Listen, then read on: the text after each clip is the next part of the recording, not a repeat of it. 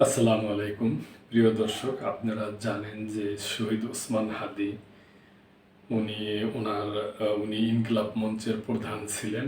তো উনি তো নাই, উনি এখন তো ওনার অবর্তমানে উনি তো প্রায়ত হয়ে গেছেন। আল্লাহ ওনাকে ব্যস্ত নসিব করুক, আমরা সবাই ওনার জন্য দোয়া করি। তো ওনার অবর্তমানে এখন যারা আহ, নেতা আছেন এবং যারা কর্মকর্তা আছেন, ওনারা 3টা দাবি সহ নতুন কর্মসূচি ঘোষণা করছে। ইনকিলাব মঞ্চের 3 দাবি সহ নতুন কর্মসূচি: ওসমান হাদির হত্যার বিচার নিশ্চিত করতে আগামী 24 ঘন্টার মধ্যে বিচারিক ট্রাইব্যুনাল গঠন এবং 1 মাসের মধ্যে বিচার সম্পূর্ণ সহ 3 দফা দাবি জানিয়েছেন ইনকিলাব মঞ্চ।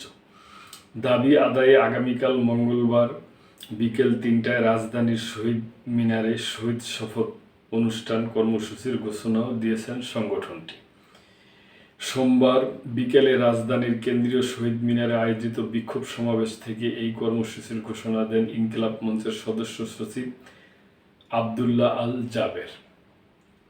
হাদি স্বাধীনতা, গণতন্ত্র ও জনগণের অধিকার রক্ষার আন্দোলনে জীবন উৎসর্গ করছেন উল্লেখ করে তিনি বলেন, এই হত্যাকাণ্ডের বিচার আর বিলম্বিত হলে জনগণকে সঙ্গে নিয়ে আমরা আরও কঠোর কর্মসূচি দিতে বাধ্য হব। তিনি জানান, মঙ্গলবার বিকেল 3টায় রাজধানীর শাহবাগের শহীদ হাদি চত্বরে ইনকিলাব মঞ্চের উদ্যোগে শহীদি শপথ গ্রহণ কর্মসূচি অনুষ্ঠিত হবে। এতে জুলাই পূর্ববর্তী ও জুলাই পরবর্তী সময়ে গুম, খুন ও রাজনৈতিক সহিংসতায় নিহত সব শহীদের স্মরণ করা হবে। আব্দুল্লাহ আল জাবের বলেন, শহীদ ওসমান হাদিকে সামনে রেখে আমরা শহীদি শপথ পাঠ করব। এই শপথের মাধ্যমে বিচার, জবাবদিহি এবং রাষ্ট্রীয় সন্ত্রাস দমনের দাবি আরও জোরালোভাবে তুলে ধরা হবে। সংগঠনটি জানিয়েছে, হাদি যে গণতান্ত্রিক ও ন্যায়ভিত্তিক রাষ্ট্রের স্বপ্ন দেখেছিলেন, সেই চেতনাকে সামনে রেখেই এই কর্মসূচির আয়োজন করা হয়েছে। সংগঠনটি বলেছে, এটি কোনো একক ঘটনার প্রতিবাদ নয়, বরং দীর্ঘদিন ধরে চলমান রাজনৈতিক হত্যাকাণ্ড ও দমন নিপীড়নের বিরুদ্ধে একটি সম্মিলিত অবস্থান।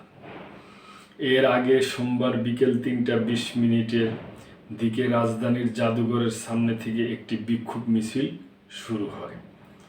মিছিলটি শহীদ মিনারের দিকে অগ্রসর হয়ে সেখানে সমাবেশের রূপ নেয়। এ সময় ইনকিলাব মঞ্চের নেতারা হুঁশিয়ারি দিয়ে বলেন, নির্ধারিত সময়ের মধ্যে তাদের দাবির অগ্রগতি না হলে আন্দোলন আরও বিস্তৃত ও ধারাবাহিক কর্মসূচিতে